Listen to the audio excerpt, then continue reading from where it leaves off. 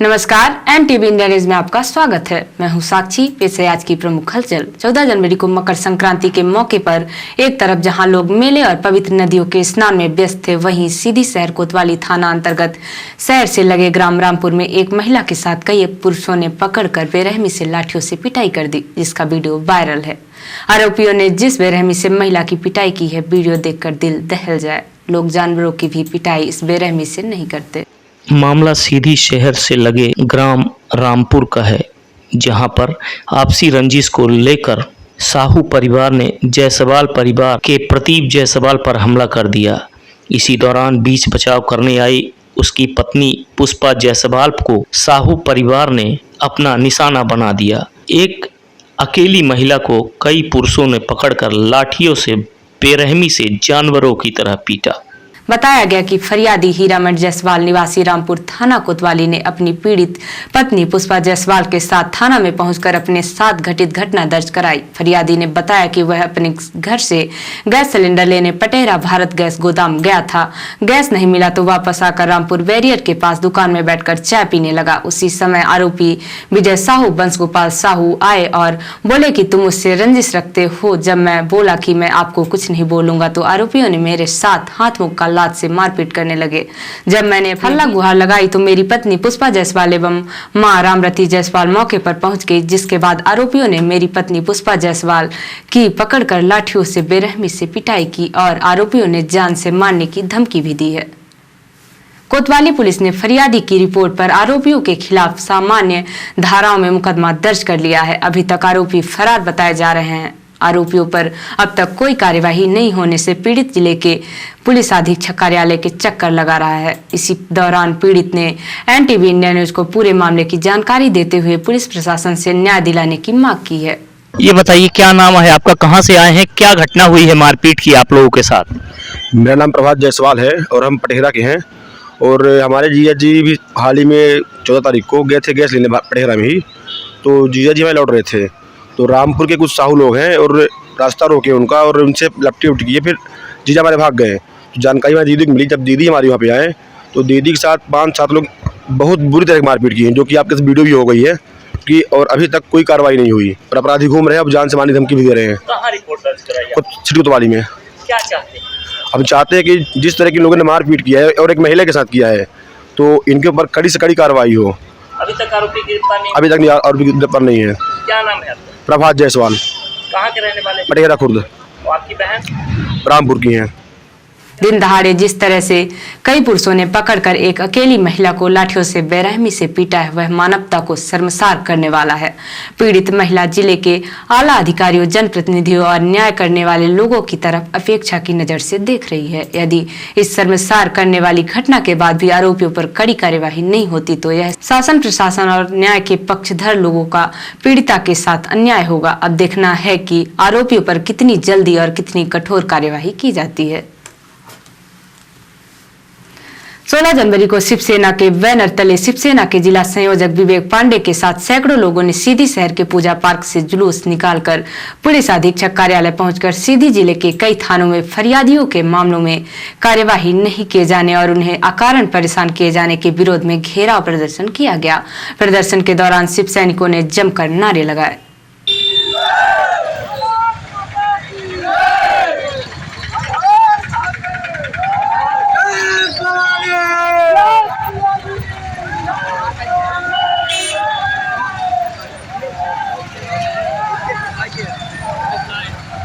काफी देर तक नारेबाजी के बाद मौके पर मौजूद कोतवाली प्रभारी TI योगेश मिश्रा ने प्रदर्शनकारियों से बात की और जिले के पुलिस अधीक्षक से चर्चा के उपरांत पुलिस अधीक्षक को प्रदर्शनकारियों से मिलवाया। जिसके बाद शिवसेना के सभी प्रदर्शनकारियों ने एक एक करके जिले के कई थानों की शिकायतें उनके समक्ष मौखिक बताकर और लिखित रूप में सौंपी और कार्यवाही की मांग की, जिस पर पुलिस अधीक्षक ने सभी मामलों की जांच कराकर कार्यवाही करने का आश्वासन दिया। प्रदर्शनकारियों की मांगों का आवेदन लेने के बाद जिले के वरिष्ठ पुलिस अधीक्षक DIG मुकेश श्रीवास्तव ने MTV इंडिया न्यूज को प्रदर्शनकारियों की मांगों की जानकारी दी और कहा कि जो भी शिकायतें आई हैं उनकी जांच कराकर कार्यवाही की जाएगी।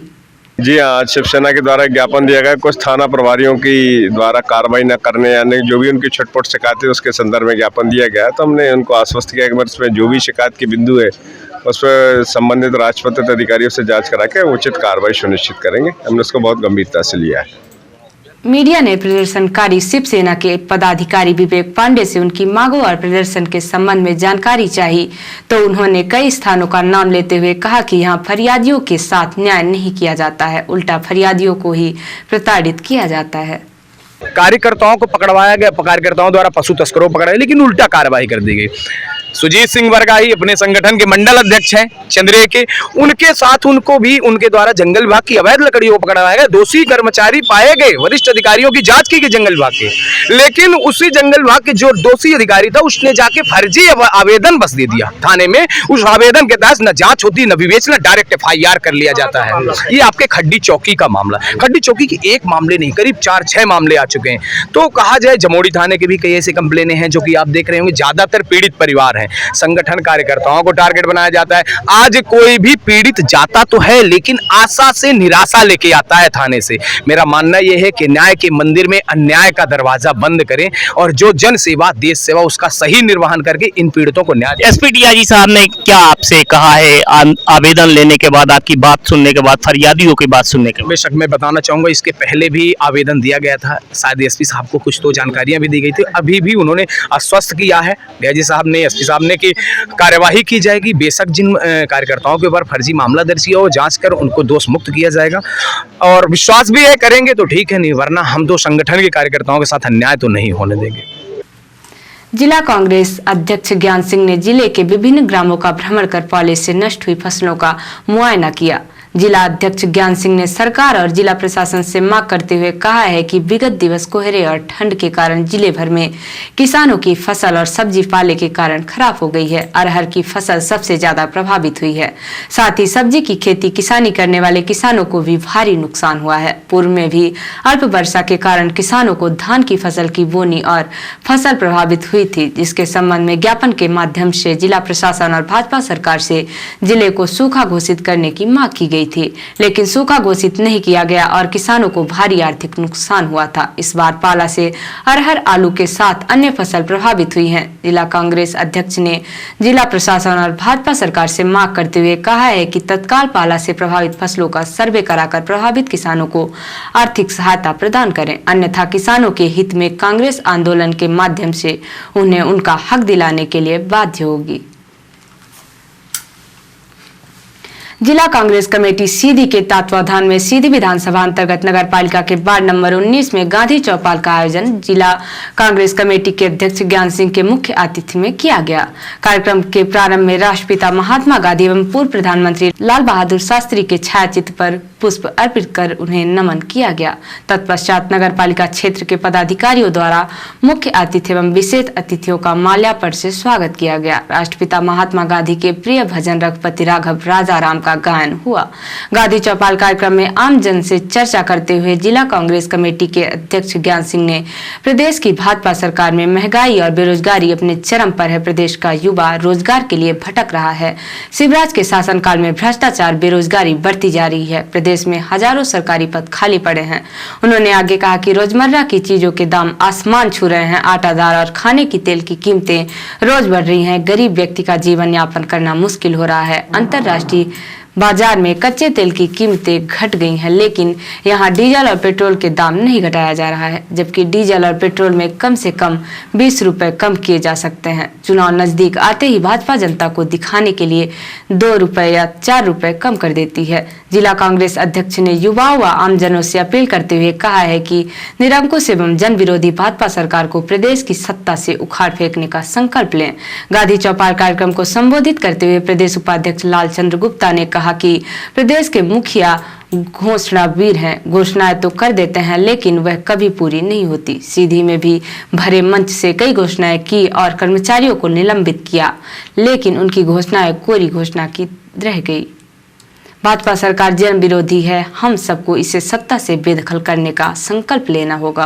गांधी चौपाल कार्यक्रम को नपा अध्यक्ष श्रीमती काजल वर्मा, नपा उपाध्यक्ष दान बहादुर सिंह, वरिष्ठ उपाध्यक्ष विनोद वर्मा, युवा अध्यक्ष देवेंद्र सिंह दादू, अल्पसंख्यक प्रकोष्ठ के अध्यक्ष अब्दुल समद, महामंत्री शीला रानी साकेत ने भी संबोधित किया। 16 जनवरी को समय सीमा पत्रों की समीक्षा बैठक में कलेक्टर साकेत मालवी ने कहा कि शासन के निर्देशानुसार जिले में 1 से 15 फरवरी 2023 तक विकास यात्राओं का आयोजन किया जाएगा। आयोजन का मुख्य उद्देश्य लोगों को शासन की जन कल्याणकारी योजनाओं के विषय में जागरूक करना तथा प्रत्येक पात्र हितग्राही को योजनाओं से लाभान्वित किया जाना है। कलेक्टर ने कहा कि इस दौरान नगरीय एवं ग्रामीण क्षेत्रों में विभिन्न विकास एवं निर्माण कार्यों का लोकार्पण एवं शिलान्यास भी किया जाएगा। कलेक्टर ने सभी विभाग प्रमुखों को निर्देशित किया है कि उक्त निर्देशों के अनुक्रम में सभी आवश्यक तैयारियां सुनिश्चित करें। लोकार्पण एवं शिलान्यास के कार्यों की सूची तैयार कर कलेक्टर कार्यालय को उपलब्ध कराएं। साथ ही मैदानी अमले के माध्यम से योजनाओं का व्यापक प्रचार प्रसार करते हुए पात्र हितग्राहियों को चिन्हित करना भी सुनिश्चित करें। कलेक्टर ने कहा कि ग्रामीण क्षेत्रों के लिए नोडल अधिकारी सीईओ, जिला पंचायत तथा नगरीय क्षेत्रों के लिए अपर कलेक्टर होंगे। कलेक्टर ने सभी उपखंड अधिकारियों तथा मुख्य कार्यपालन अधिकारी जनपद पंचायत को विकास यात्राओं के लिए रूट चार्ट तैयार करने के निर्देश दिए हैं। सीएम हेल्पलाइन में दर्ज शिकायतों के निराकरण की समीक्षा करते हुए कलेक्टर श्री मालवी द्वारा शिकायतों का संतुष्टि के साथ 100% निराकरण सुनिश्चित करने के निर्देश दिए गए हैं। बैठक में अपर कलेक्टर बी.के. पांडे, उपखंड अधिकारी गोपद बनास, नीलेश शर्मा सहित विभिन्न विभागों के जिला स्तरीय अधिकारी उपस्थित रहे। रिपोर्टर हिमानी रौतेला ने बताया कि नैनीताल जिलाधिकारी धीराज सिंह गाब्याल ने सार्वजनिक शौचालय को व्यावसायिक रूप देकर सतत विकास का नमूना पेश किया है। शौचालय का डिजाइन इस प्रकार का है कि वह पर्यटकों व राहगीरों को अपनी ओर आकर्षित करता रहता है और सार्वजनिक शौचालय को डबल स्टोरी बनाकर उसको व्यावसायिक रूप देकर एक और जहां शौचालय मेंटेन की समस्या से निजात मिलेगा, वहीं दूसरी ओर संचालक की आर्थिक भी सशक्त होगी। जिलाधिकारी ने बताया कि पर्यटन विभाग के सौजन्य से लगभग रुपए 38 लाख की लागत से इसे निर्मित किया जा रहा है। पारंपरिक कला व ब्रिटिश कालीन कला के मिश्रण से सार्वजनिक शौचालय व व्यावसायिक आउटलेट निर्मित किया गया है। मुक्तेश्वर के भटेलिया में नीचे सार्वजनिक शौचालय व ऊपर व्यावसायिक आउटलेट निर्मित किया गया है, जो कि एक साथ काम करेंगे। सार्वजनिक शौचालय में हाइजीन व सफाई व्यवस्था बनी रहे, इसके इंसेंटिव के रूप में संचालककर्ता को व्यावसायिक आउटलेट भी दिया जाएगा। इस मॉडल को किफायती दाम के साथ ही आकर्षक भी बनाया गया है। इसमें पत्थर की दीवार, लकड़ी का फ्लोर व टिन से रूफ निर्मित की गई है।